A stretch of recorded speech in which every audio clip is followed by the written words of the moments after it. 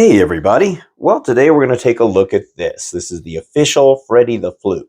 It's a replica of Freddy the Flute from the classic Saturday morning live-action TV show HR Pufnstuf. Now, I've mentioned before on this channel how much I loved the Sid and Marty Krofft shows where they did the live-action shows on Saturday morning. I loved all of those shows, and I think HR Pufnstuf was one of the earliest, if not the first, live-action Saturday morning show. It's the one that started off that whole series of live action shows, not only from Sid and Marty Krofft, but from some other people. So let me show you some clips from the show in case you're not familiar with it.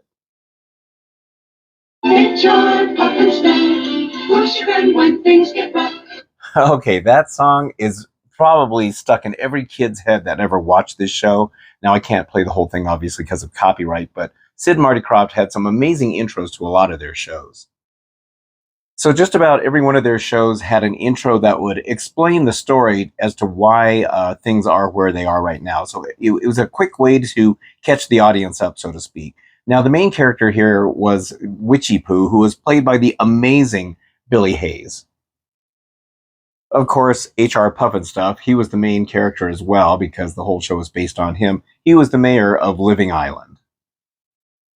So the premise of the show is that Witchy Poo fools Jimmy, who is now passed out right here.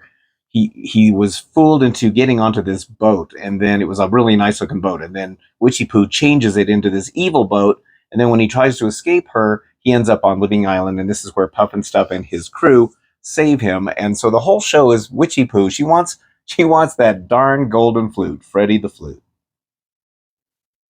Now, the character of Jimmy was played by Jack Wilde, a British young actor. He was mostly known for playing the Artful Dodger in Oliver. He was very popular from that movie.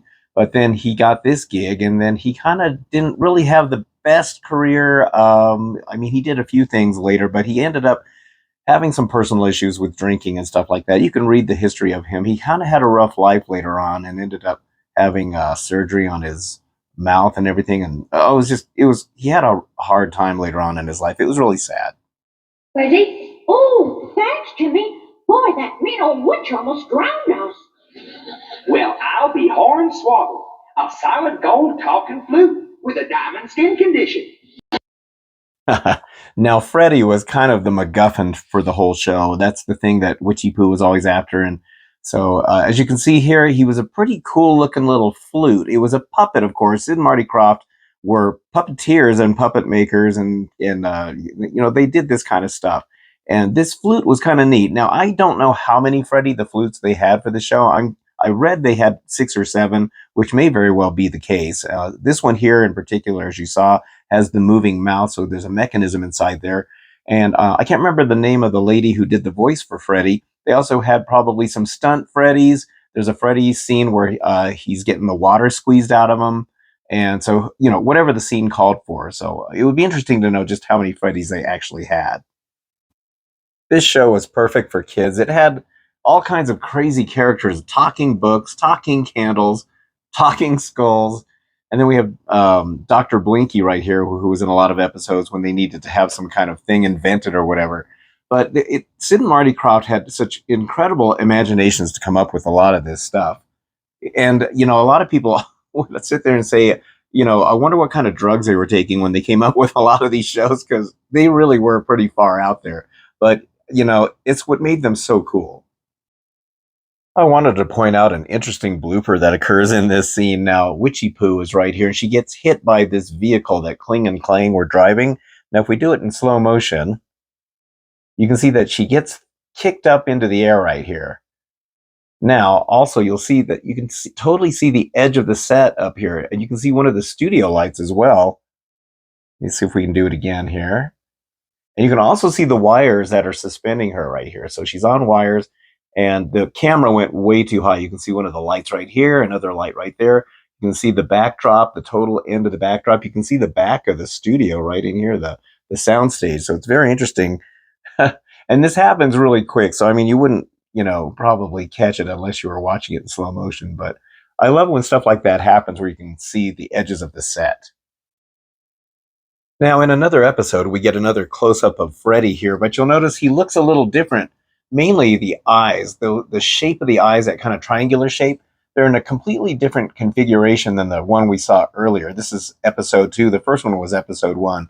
But his eyes would change periodically, the shape of them. So it's just the way they glued on those little triangular shapes on there. And also all these little rhinestones that are all over him, those would change places as well. And if you look closely in his mouth right here, you can see there's a little mechanism right in there that makes the mouth move. I'll show you a really cool behind the scenes picture of Jack Wild holding Freddy, and you can see that he's actually operating the talking mechanism, at least for that scene. But yeah, these jewels here, they would change all the time. They're not always in the same spot.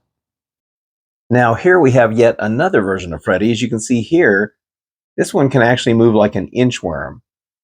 So that one was a much more rubbery version or a flexible version. I don't know what a lot of these Freddys were made of, but yet another Freddy that is out there. You can also see once again that his eyes are kind of in a different configuration.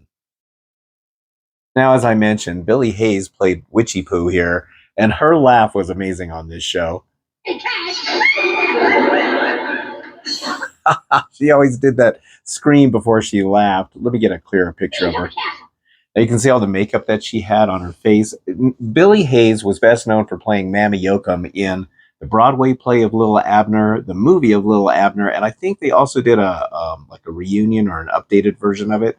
But she was best known for that role probably. But I think just about everybody knows her as Witchy Poo.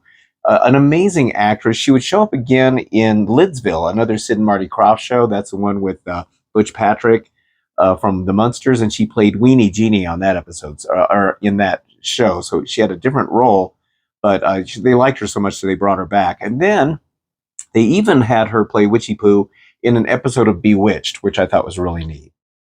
Now here's an interesting picture of Jack Wild holding one of the Freddys on set.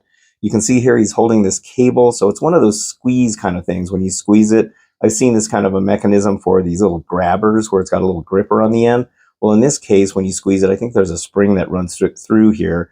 It'll make the mouth open and close. I don't know if he actually did some of the animation for Freddy on set when he was talking to Freddy, or if this is just a behind the scenes where he's playing around with it.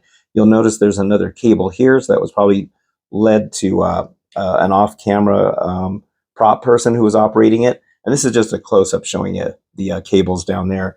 So in an interview with Jack Wild on the DVDs, he mentions that he got to keep one of the Freddys from the show. It wasn't one of these that has the working mechanism. He said it was one of the static ones. And he kept it for quite a few years, and I think he eventually sold it to help fund an autobiography that he was writing. It's probably the Freddy that was sold at the Profiles in History auction, I'm guessing. But yeah, it's kind of a cool picture here. I've never seen this photo before. All right, so let's take a look at this now. First of all, this box is really nice. It's made of like a felt material that you can see right here. It's very nicely done. It's like a nice little gift box. You can see how the whole thing is done here. Feels like this is wood on the bottom. All right, so let's go and open this. Now, this Freddy the Flute is made of brass, I think is what it's made of. And there was some pictures of how they created it. See, how does this open? I guess it comes open like this. Ooh, okay. Oh, look at that. Okay, so this is from De La Casa Designs, or Della Casa.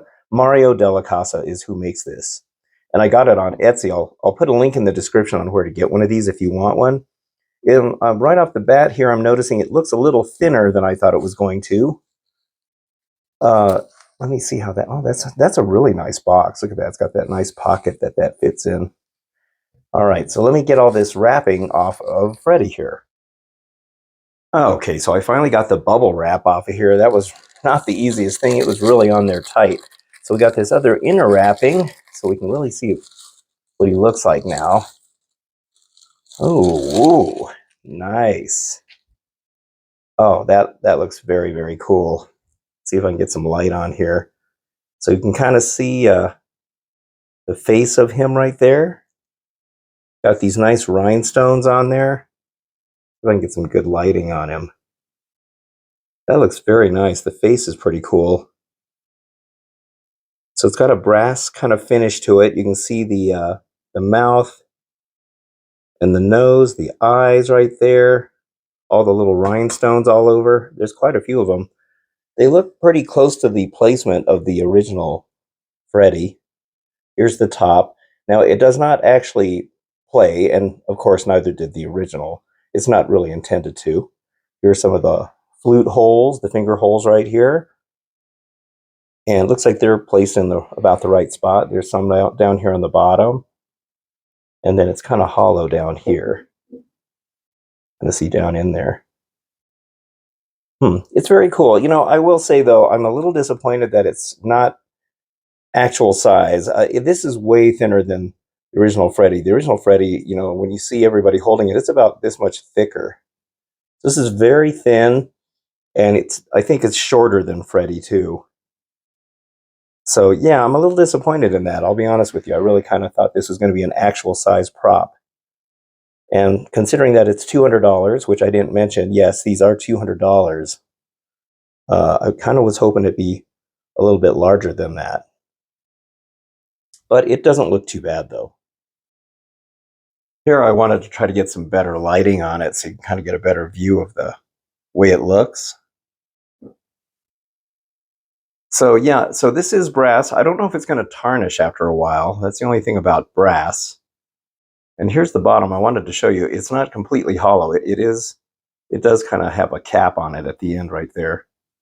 And different Freddys had different bottoms. Sometimes this last ring was kind of wider and it would stick out a little bit, and then other Freddys it didn't. So this is based on the ones that don't. But yeah, it's pretty nice. It's pretty nice. I don't know. Like I said, I'm not quite sure about if I fully like it. Well, let me show you another Freddy the Flute that I have that has kind of an interesting history. So the one on the right here is a different Freddy the Flute that you can see right here. Now this one is more accurate to the actual size. I mean, you can see how much wider it is. When you see everybody gripping it, it has this kind of a width to it and height. This one is made of resin. It's got a little cloth bottom here. Now, the story behind this one is that it was actually in a museum exhibit. I don't know the full story behind it, and it's been a long time since I've got this thing. I think I've had this for about 20 years or more, but it was part of an exhibit in a museum, and then when the museum closed down, they started selling off parts of the exhibits and displays, and I managed to get a hold of this Freddy the Flute. It doesn't have any kind of, it has the rhinestones and all that. It doesn't have any moving ability or anything. It was strictly just a display piece.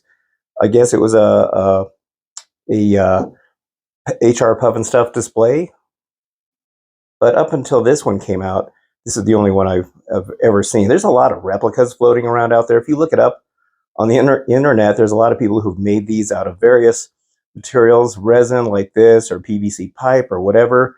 And it's pretty interesting to see how many are floating around out there. But you can definitely see the size difference between this one here and this one. Here's a close-up of this one. You can see how it was painted and how it was made. So it's just got kind of a solid resin look to it. And the holes are slightly different. They kind of stick up. It almost looks like it's made of wood or something. You can see how all of that looks. But, it has a pretty good paint job. I would love to have known, I would have liked to have seen the display that it was in when it was in the museum. Here's the top of it. It has more of a home craft look to it, which is what the original Freddy looked like. It wasn't like a perfect thing. If you look at it, a lot of times you could tell that the rings around the eyes were just made of some kind of a felt material or something that they glued on there. So it's kind of cool. But yeah, so that's that one. Just a close-up look of it. So there we go, the Mario della Casa Freddy the Flute replica. It's pretty cool. I like it. I don't know. $200 for this is pretty pricey. I know it's made of metal and everything, and it's nice. It's a nice quality piece. The quality is very nice. But I just don't like the fact that it's not full size. I think it's really disappointing on that. So I would say maybe $100 would have been a fair price for this, maybe $125 or something. I think $200 is pretty pricey for this. But I will put a link. If you're still interested in getting one of these, I'll put a link in the description. I got it on Etsy. I think you can also buy these on the GenieBottles.com website because he runs that one as well. But yeah, I mean, it's cool. I like it. There's not a whole lot of Freddy the Flutes out there.